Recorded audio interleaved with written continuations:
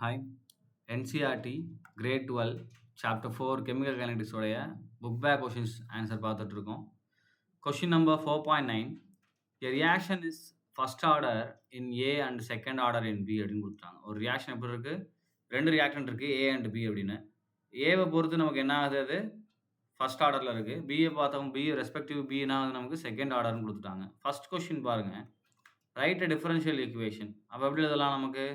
rate that is equal to k into rate constant into concentration of A power 1 ஏன்னா first order இல்லையா with respect to ஏ என்னது first order so 1 போட்டாது. அடுத்து concentration of B வச்சு பார்க்கும்போது நமக்கு என்னது second order. So இதுதான் அது டிஃபரன்ஷியல் ஈக்குவேஷன். இன்னும் சொல்ல போனால் இந்த ரேட்டை நம்ம என்ன பண்ணிக்கலாம் சேஞ்ச் பண்ணி எழுதிக்கலாம். Minus D of A or B அப்படின்னு போட்டு ரேட்டை மாற்றிக்கலாம். ரைட். ஸோ ஏ வச்சும் ரேட் எழுதிக்கலாம், பி வச்சு எழுதிக்கலாம். நான் பொதுவாக என்ன பண்ணிட்டேன் இதில் ரேட் அப்படின்னு கொடுத்துட்டேன். இதுதான் ஈக்குவேஷன். செகண்ட் கொஸ்டின் பாருங்கள்.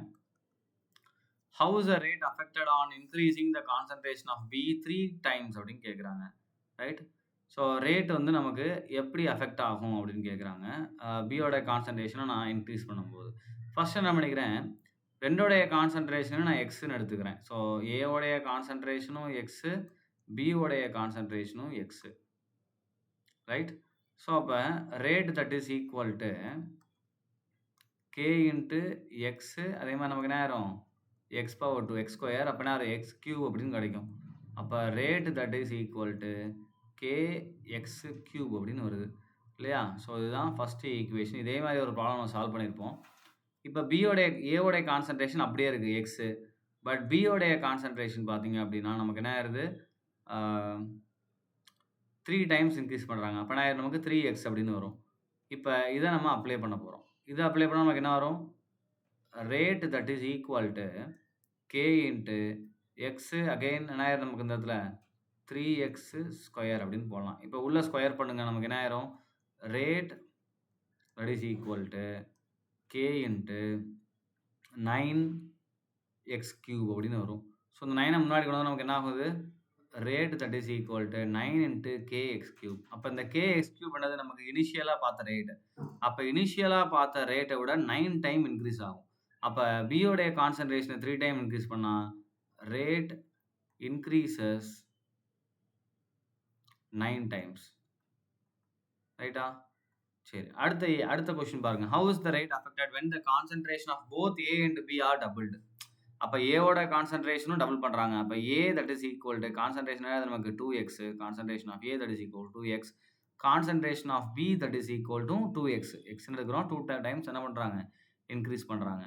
ஸோ இப்போ ரேட் ஈக்குவேஷனில் நான் அப்ளை பண்ணுறேன். அப்போ rate that is equal to K into 2x into நமக்கு 2x பவர் 2, அப்போ 4 ஆயிருமா?